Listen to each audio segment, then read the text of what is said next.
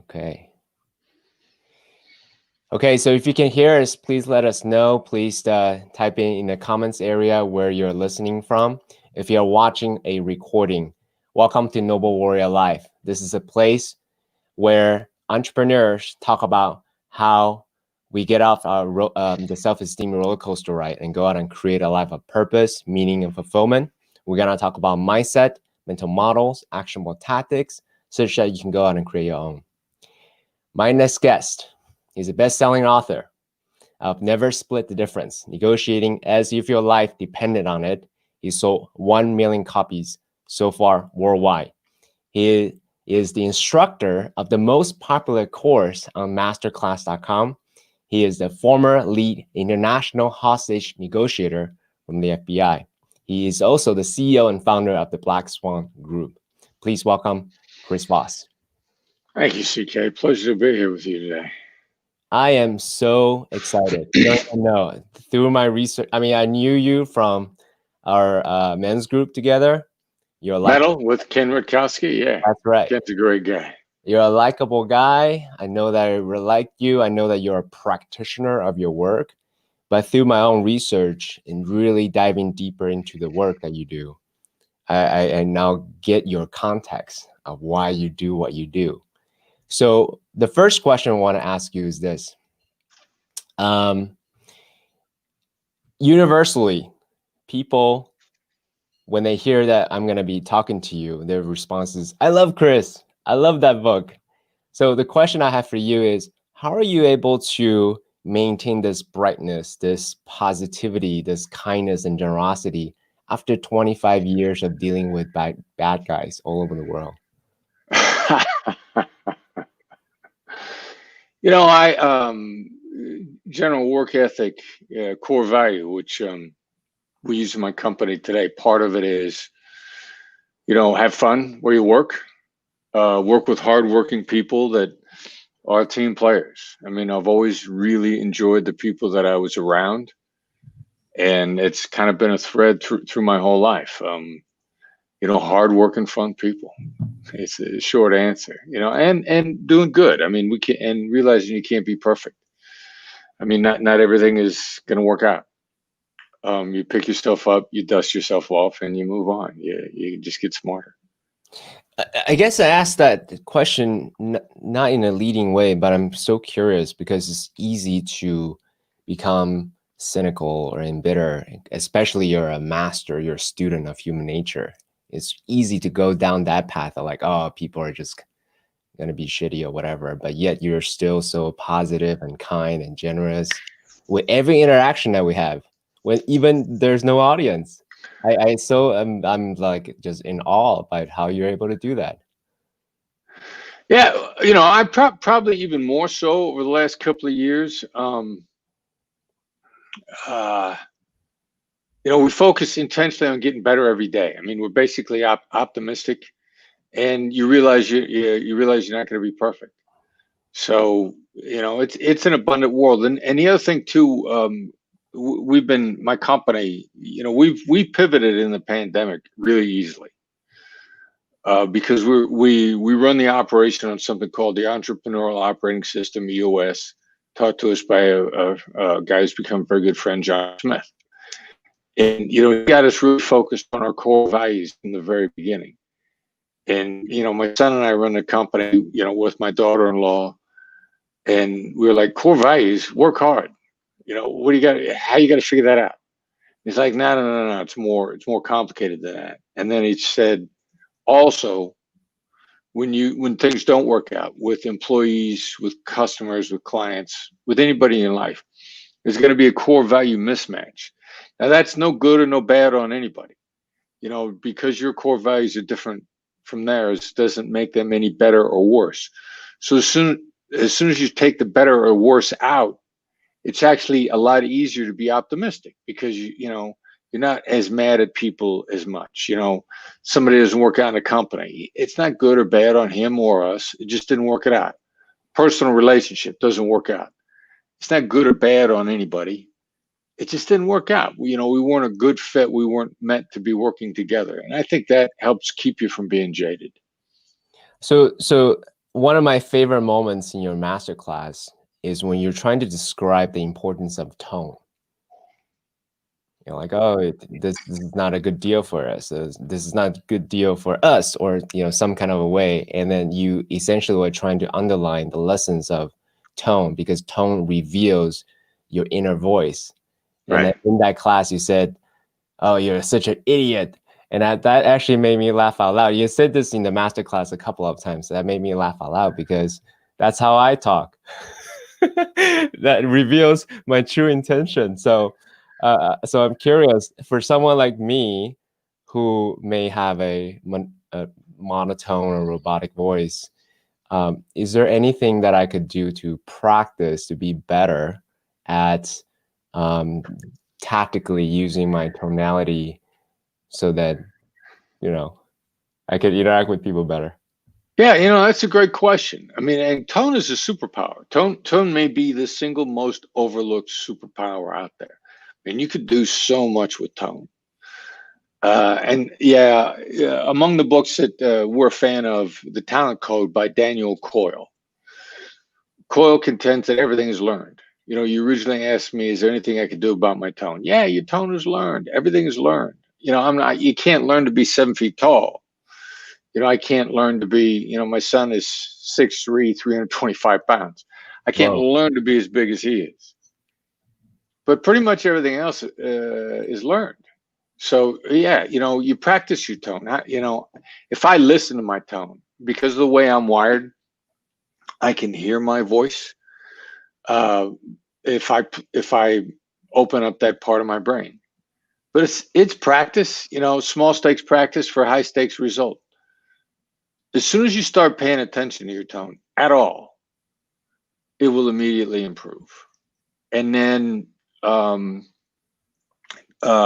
think his name is John Foley, Blue Angel pilot. I heard him speak a couple years ago.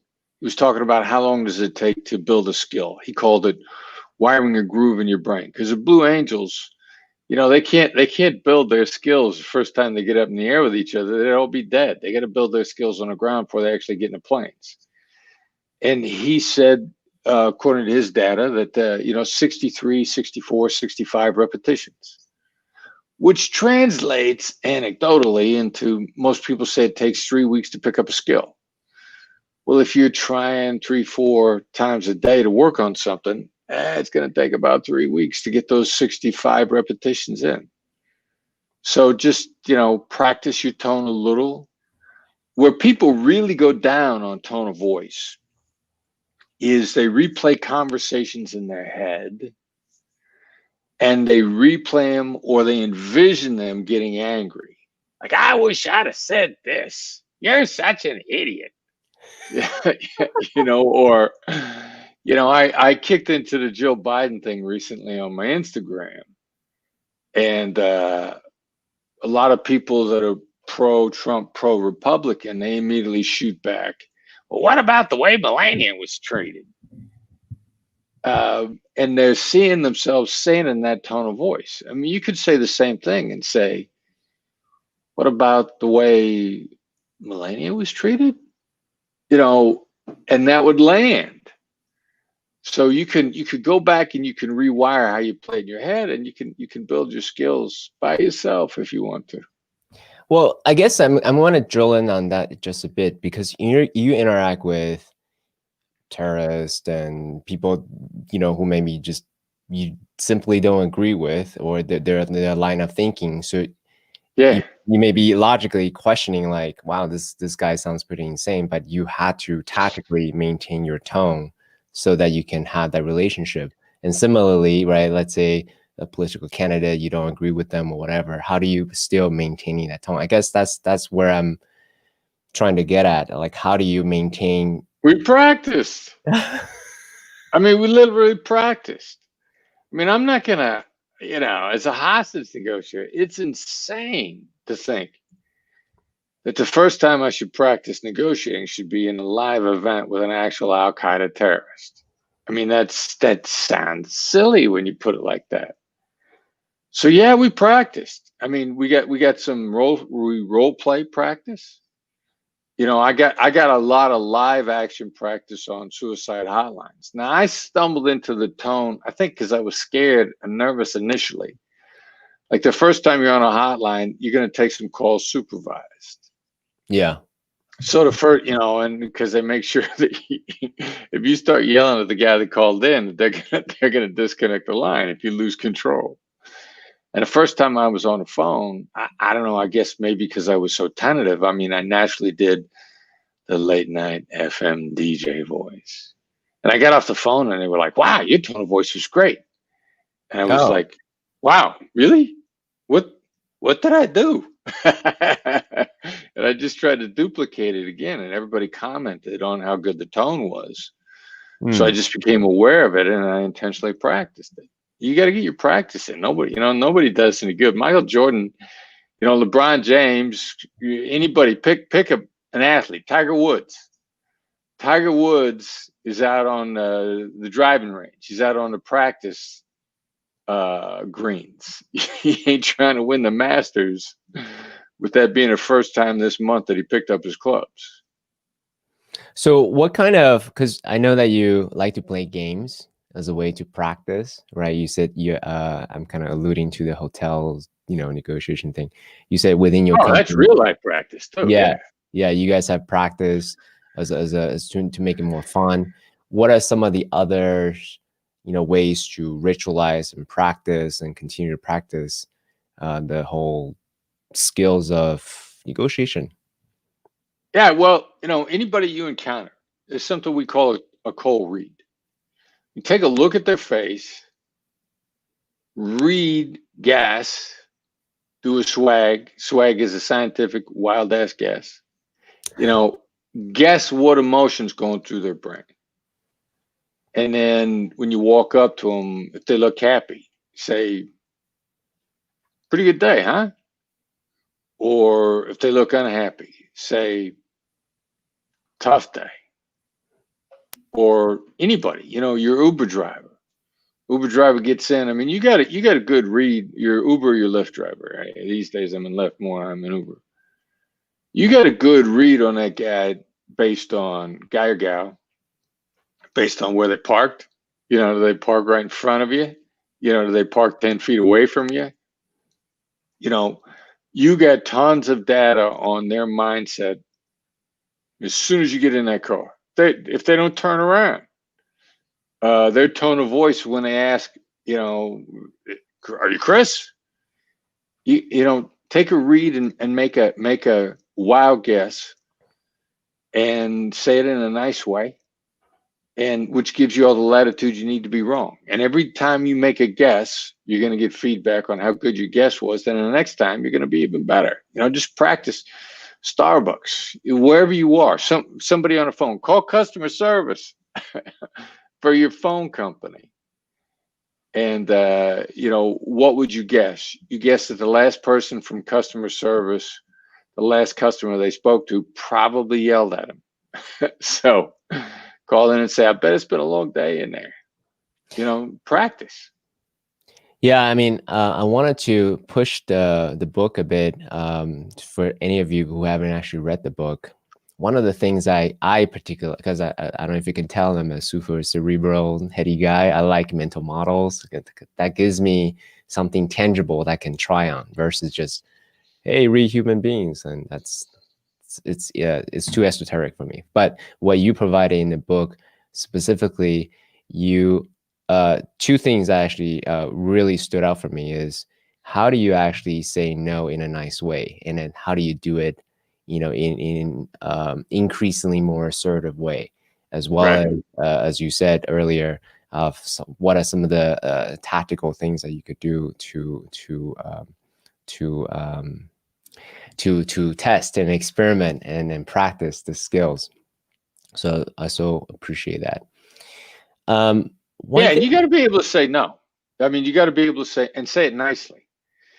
And there are negotiators out there that train that they're literally trained to hammer you till you said no twice. So they're gonna make you say no. So say it sooner. Yeah, one thing that you say in the book is no is a place where negotiation starts, Yeah, right? depending upon whether or not you're saying it or hearing it. And that's the other reason to say it in a nice way. Like the way, as I'm, you're well aware of because you read the book and it's the opening story in the book. When we express no by saying, how am I supposed to do that? I mean, that's really trying to reset negotiation. It's expressing no gently, but it's saying that you're open to a better idea. If they got a better idea, why wouldn't you take it? So, and you should always, there's almost always better ideas anyway. It's impossible to know everything. So, yeah, you say it gently, and the beginning of the conversation or the reset of the conversation, let's take off in another direction. Let's find some good stuff here. Yeah, so I really love that you, instead of making negotiation an adversarial relationship, you made it a point with every single interaction that I have with you to say that, hey, negotiation is actually a process of discovery, a process of collaboration.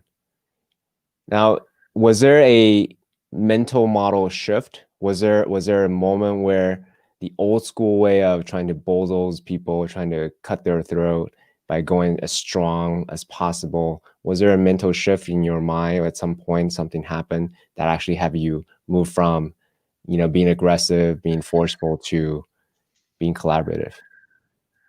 Yeah, well, principally, I think, my background getting into hostage negotiation, I got into it first on a crisis hotline, which is, emotional intelligence. That's all it is. It's a master class on emotional intelligence. People react under pressure with the same criteria when they're not under pressure. Everything is emotional. It just is. I mean, I know some people hate it. A lot of people hate hearing that, but it just is. I mean, the neuroscience is unequivocal, and my pronunciation is bad, but it's clear. Everything is emotional. So then I got into kidnap negotiations, which is straight bargaining. Now I had such a background in empathy, which we now refer to as tactical empathy. I thought, let's just drop a lot more empathy into this bare knuckled, vicious bargaining with commodities dealers on the other side that were cutthroats and killers. The definition of a sociopathic commodity dealer. Let's hammer them with empathy and see what happens. And we started just changing everything. We got better deals, if you would. We got them quicker. And we created, the process of being less adversarial accelerated better and faster results. And so it was really in a time set. It probably was the first international kidnapping that I weighed into with both feet, the shilling kidnapping in the Philippines, which we talk about in the book. People on the other side, sociopathic terrorists, murder and rape and killers. And if you can imagine the phrase, we hammered them with empathy and completely had the upper hand the whole time, and a hostage walked away.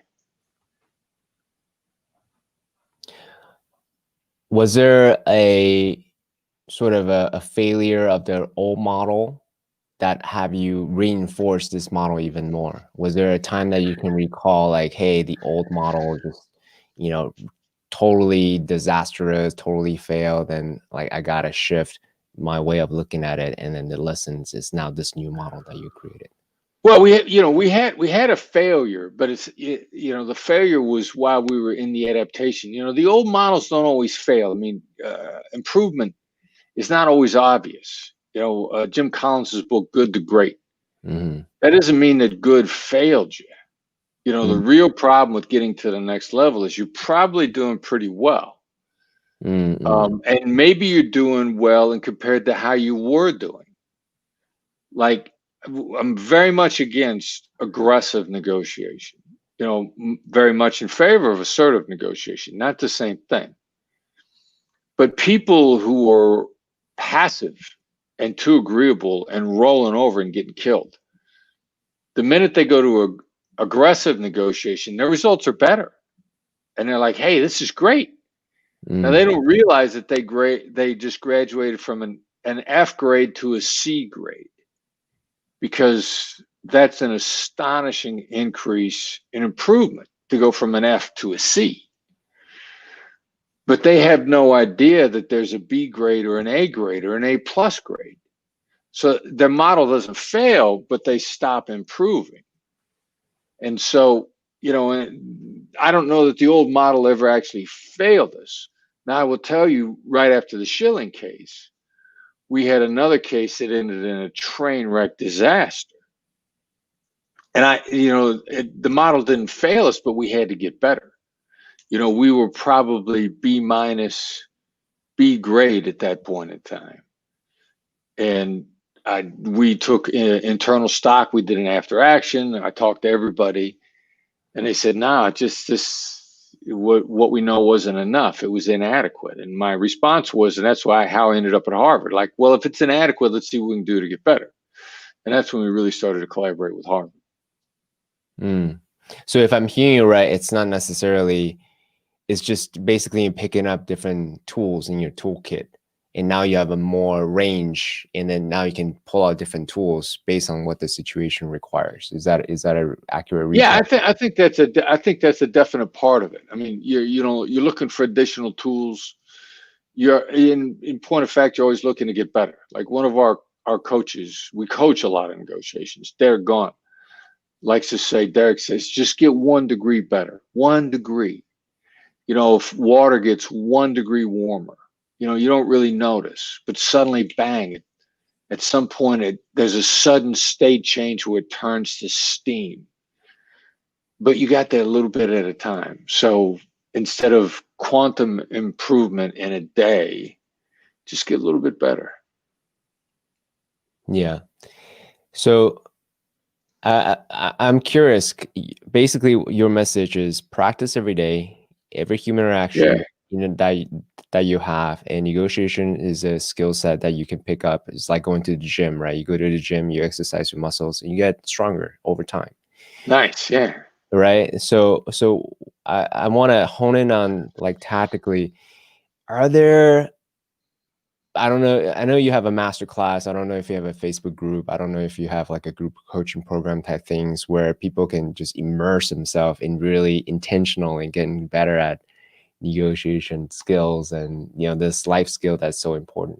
Is there anything like that you see that you come across? Yeah, you can immerse yourself in different ways. First of all, subscribe to our newsletter. Our newsletter is complimentary. It comes out on Tuesday mornings. It's concise. The thing that makes it even more valuable than the fact that it's free is the fact that it's actionable and it's concise. I mean, every day I get the daily 10-point briefing from the Wall Street Journal. Like, if I don't have a half an hour, 45 minutes to go through that baby, and then I need 15 to 20 minutes afterwards to absorb it, I ain't doing it. I need an hour for that. It's not that concise and actionable. It's good information, but there's too much there. Our newsletter is concise. I mean, you're going to get through it in just a few minutes, 750 words maybe, actionable, implement it today. So that's part of your immersion, if you will. And by the way, best way to subscribe to the newsletter, if I may, is we got a text to sign up function. The number you text to is 33777. That's 33777. The message you send to 33777 is Black Swan method. 3 words, lowercase, spaces between the words. You get a text back asking for your email. We'll sign you up. We got a lot of free stuff. Take the free stuff. Now, there are Facebook groups, and there's actually, and I haven't seen it on Slack. I think there's a Slack group that one of the people that's huge into our stuff. There have been some communities that have sprung up on their own because the stuff is so powerful. And then you get to practice with people who are like-minded. And that's a really cool thing when the culture's beginning to spring up on its own. We nurtured it, but we didn't have to grow it.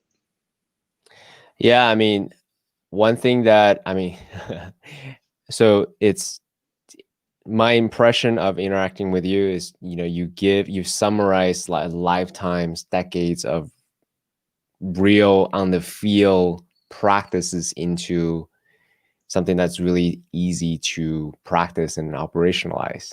And that to me is really, really precious. Yeah. Yeah, we work on making it usable. Yeah. So I'm curious. There's a lot of different directions I can go, and I'm also watching the time as well. So one thing that I'm very curious about is, you had said it, I think in your book or somewhere, the ultimate negotiator is Oprah Winfrey, that you've come across. Oh yeah, Oprah. She's a superstar. Yeah. I mean, there's so many reasons. So many reasons. So are there other places or people that you look at it, because you're a teacher as well as students of human nature? Are there other people or places that you look and watch to really dive deeper into human nature as well, in addition to Oprah? Wow. Well, we're constantly reading, constantly picking stuff up. I love the human nature stuff. Bob Iger's book, Taken for a Ride.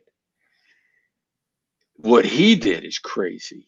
And it was a relentless application of empathy wherever he went. One of the cool things about Bob Iger, former CEO of Disney, he was in company after company that got taken over by other companies.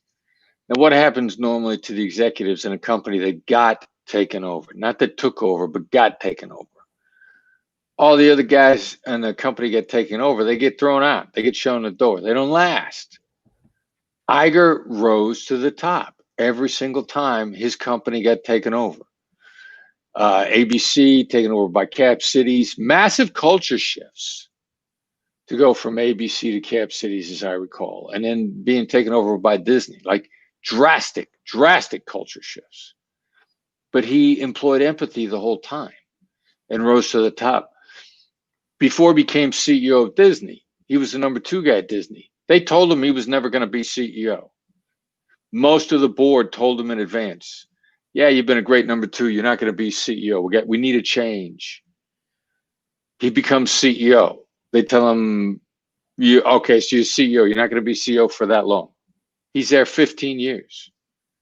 Relentless application of empathy. So I look for people who are applying it in their world successfully. They tend to be quiet, and they tend to, over a period of years, have people say, how did they become so successful? How did they get so much? Now they have failures too. Yeah, another one that I've looked at real hard is Clive Davis. Is a great documentary out about him. I think it's called The Soundtrack of Our Lives.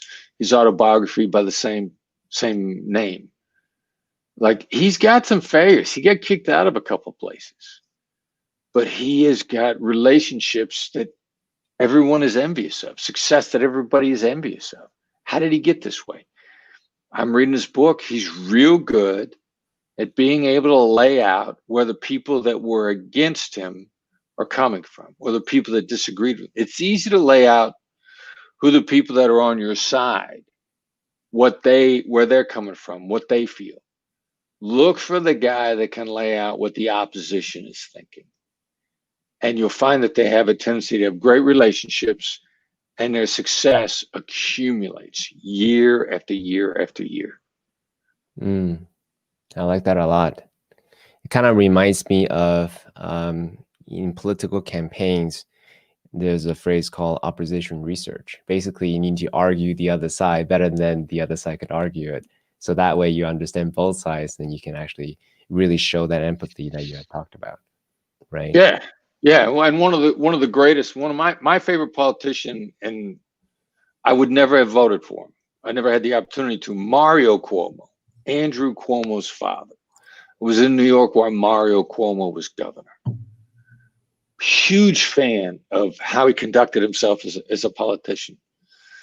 I never lived in New York. I lived in New Jersey.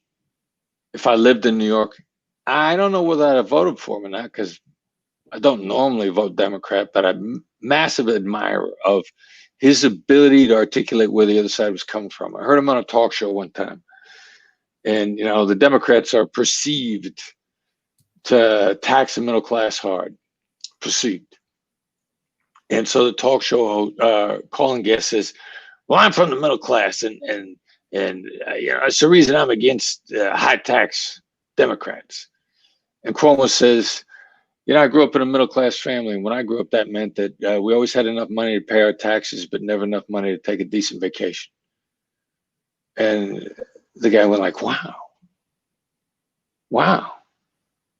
Yeah, you do get where I'm coming from. You just articulated it.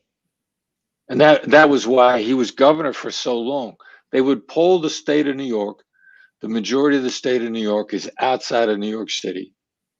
The majority of the state of New York disagreed with his policies, and they put him back in the governor's office term after term after term. He was governor for as long as he felt like it, because he demonstrated understanding on a consistent or regular basis. And even the people that disagreed with his policies trusted him because of his empathy. Yeah, thank you for that. So I'm actually curious, because we had talked to you, you're a professional negotiator. You're the guru of negotiating. Well, I'm a coach. Let me put, I would put a fine point on it. Myself and my companies were more negotiation coaches. Got it. That's the negotiation. Let me correct myself. You're the Phil Jackson, because you had used this a few times. You said Michael Jordan's needed Phil Jackson. Right. Yeah. You win the championship, and then you're the Phil Jackson of negotiation, right? So you coach other people to win in high stakes negotiation. Yeah. I'm curious, as someone who does that for a living, and this is also a family business, right? So I'm curious to know, within a family of negotiators, what's that family dynamic like? Because you guys all have, the skill set to, and then the reputation, right? How do you relate to each other? And then also, you're known as a highly skilled negotiator. So when you go places and in a social setting, how do people interact with you? I'm curious. Well, great questions. Negotiations is a tool set, which means it's neutral. It's neither good nor bad. It depends upon what you're using it for. Now, we're all collaborative. We all believe in long-term success. We want to build something with people. We want the people that work for our company to be happier than they've been working anywhere else. So yeah, we use these skills on each other all the time, constantly. As a matter of fact, we reinforce them because we're on each other's side. We're not trying to get the advantage over anybody. We're trying to collaboratively create the best deal and stay open to the possibility that we're not 100% right. So as long as you're open to being corrected, open to a better way, we negotiate with each other all the time. And go ahead. I guess in my mind, the reframe, and thank you for answering that way. In my mind, there's some evaluation, judgment, assessment about the word negotiation, because I still think adversarial, but really in your mind, it's collaboration. Right. Collaboration and navigation. Got it. So that way, of course, I would use negotiation on everyone. I get it. I so appreciate you answering that. Thank you.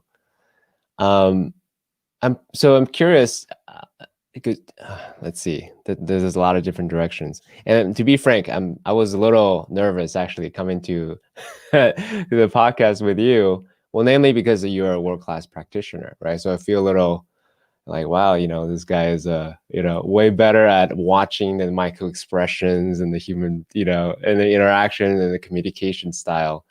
So I needed to, calm myself down as I'm speaking to you. So well, you're doing a great job, and good for you, man, because everybody gets nervous. Just go ahead and do it anyway.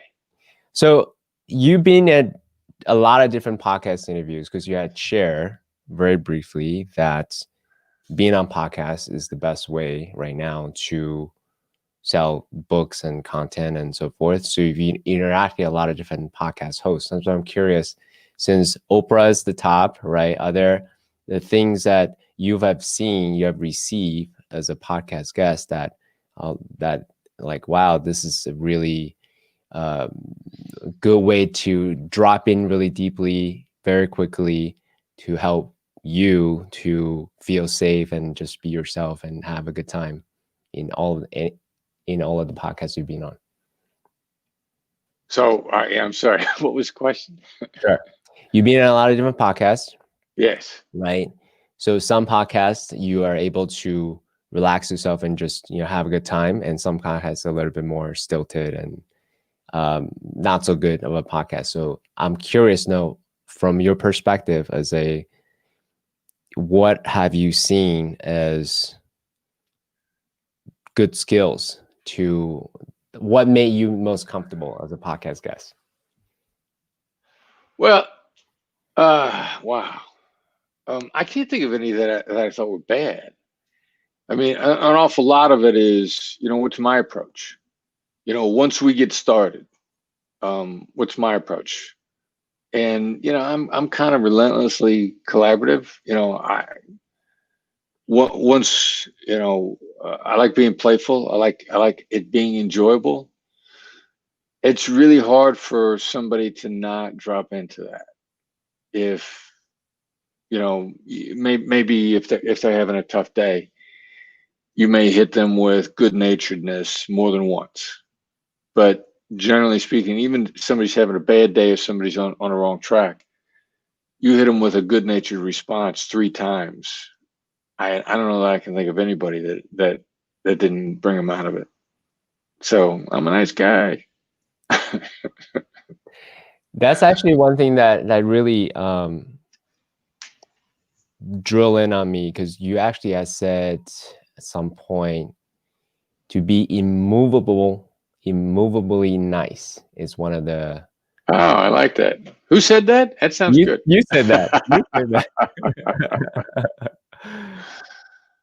Because on this podcast, we say keep an open mind, open heart, open hand, but a straight spine, right? So, and then you said it in 2 words, being immovably nice.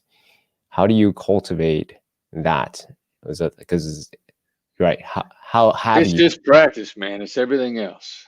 I mean, and you're gonna make mistakes. I mean, don't again, it's perfection is a fool's errand. Really, because then you're always going to be disappointed, and there's no success model out there that says being always disappointed is good for you. So just everybody that I know that's getting better. Tony Robbins likes to talk about get 2 millimeters better. Our guy Derek likes to talk about just get 1 degree better. If you're just looking to get a little bit better, I mean, even if you're not going for perfection, but you still got a high standard, then you're setting yourself up for a feedback loop of disappointment. If you're just looking to get a little bit better, the stuff accumulates fast. I mean, really fast. You get 1 degree better every day over the course of a year. You're going to look back at that year and go like, wow, what I'm capable of today is astonishing with what I was capable of a year ago. I mean, I don't even remember how I was thinking a year ago. So it's really taking it easy on yourself, looking for, be relentless on your improvement. And, if you got mad today and you weren't immovably nice, all right, cool. You get another shot tomorrow. Rehearse wherever you feel like you went bad in your head. Recut the videotape that you're running in your head. And that's a practice session of doing it right. And then, you got another day tomorrow. Yeah. One of the thing that intrigued you to say yes to coming to the podcast, because I mentioned in passing that this podcast is about entrepreneurs getting real about the ups and downs of creating a life their own design. And I also mentioned that we talk about spirituality and different types of things, right? And then you're like, oh, that's interesting. Never been asked. Those are good values. Yeah, I like those values. Yeah.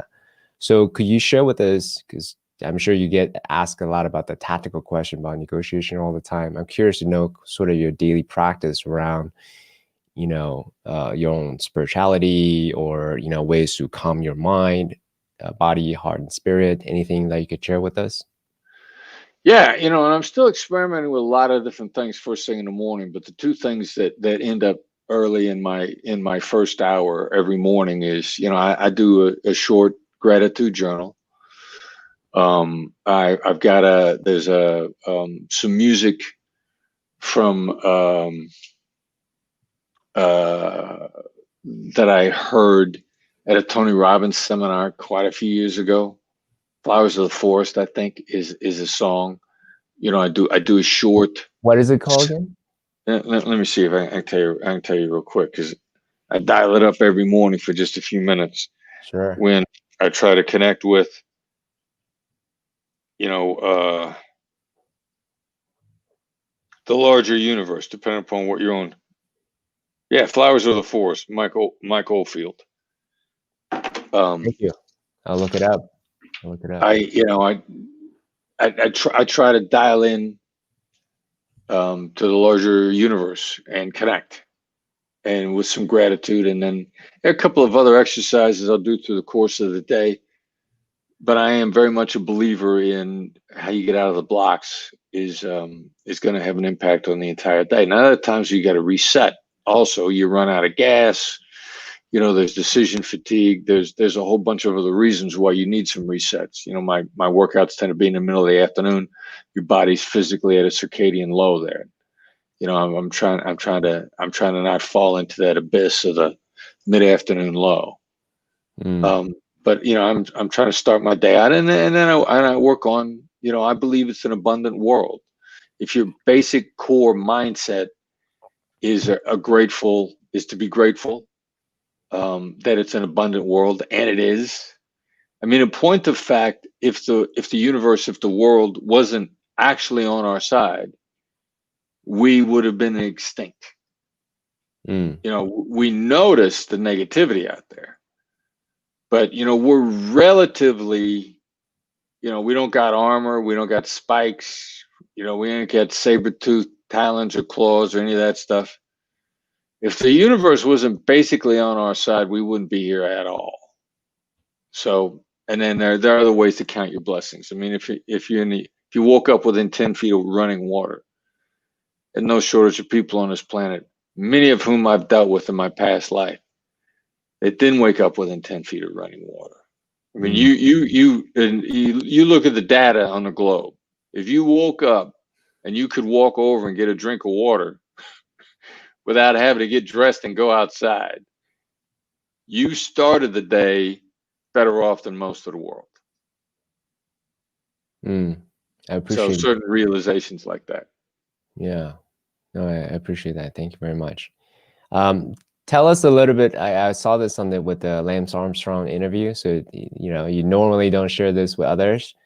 So tell us a little bit more about Project 120, and also what have you learned since the time that you talked to Lance to now? What are the new experiments you're running?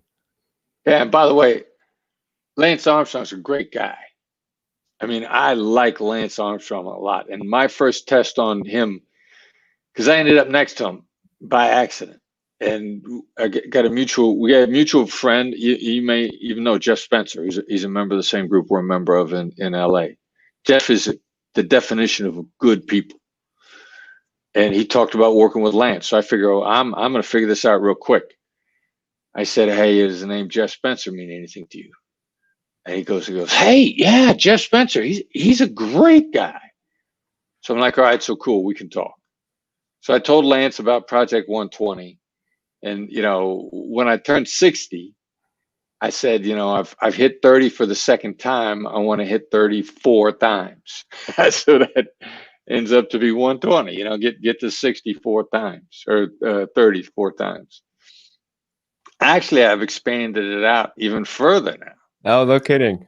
Yeah, because, the medical breakthroughs these days are crazy. I mean, if you're keeping up on health data at all from a variety of sources, 5 years ago, they said all we got to do is live another 20 years and we're probably going to get to the other side. We're going to clear 100 with no trouble.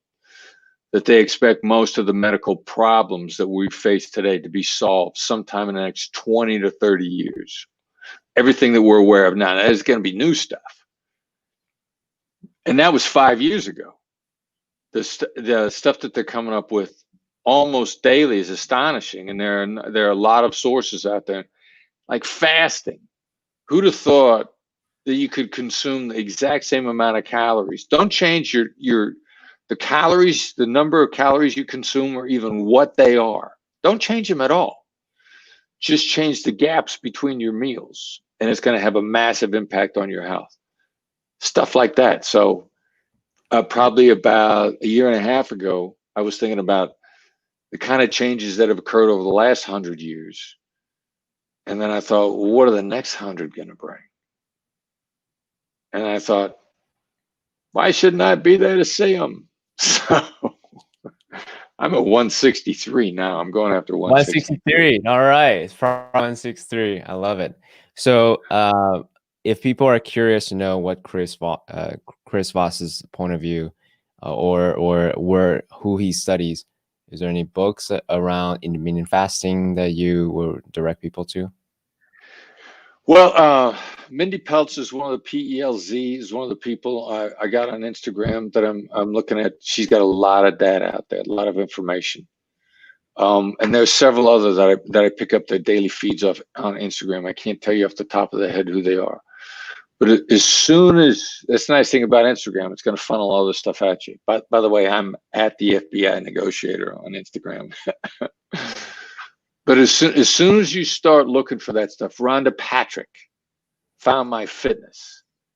She's got a massive amount of health data. Rhonda Patrick is a data freak.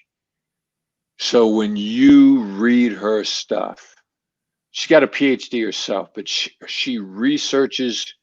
If something comes out of her mouth, it is well researched. So her stuff is really good. And you start looking at people like Mindy Peltz and Rhonda Patrick, and then the good thing about social media, they're gonna launch similar stuff at you, and then you can pick and choose and get data from a variety of sources. So I want to read a passage from your book as a way to drive home why you're so passionate about negotiation. And I think it's important that people hear this. You said in the book, negotiation is the heart of collaboration. Here's what makes conflicts potentially meaningful and productive for all parties. It can change your life as it had changed mine. I always thought of myself as a regular guy, hardworking and willing to learn, yes, but not particularly talented. And I've always felt that life holds amazing possibilities. In my much younger days, I just didn't know how to unlock these possibilities. But with the skills I've learned, I found myself doing extraordinary things and watching the people that I've taught achieve truly life-changing results. When I use what I've learned over the last 30 years, I know I actually have the power to change the course of where my life is going and to help others do that as well. 30 years ago, I felt like that could be done. I didn't know how. Now I do. Here's how. So I so appreciate you, Chris, for just packaging and put your heart and soul into this book. A beautiful book, very practical, full of wisdom. And from our interaction, I've always felt like, wow, Chris is doing it. He's living the life. He's being himself. And you've been doing this for, your first YouTube video was 11 years ago, right? So overnight success, 11 years ago until now. Masterclass.com, top instructor, million copies sold, in the book. And so I want to encourage everyone who's watching, just go out and get the book, watch the masterclass.com course, and then practice what Chris was sharing, because this to me, a fundamental skill of what it means to be a human being, to ultimately collaborate and communicate with each other. Thank you for just being here and sharing your wisdom with all of us. Yeah, man. Thanks for having me on. Thank you very much. I appreciate that. It's been a very enjoyable conversation. Let me end.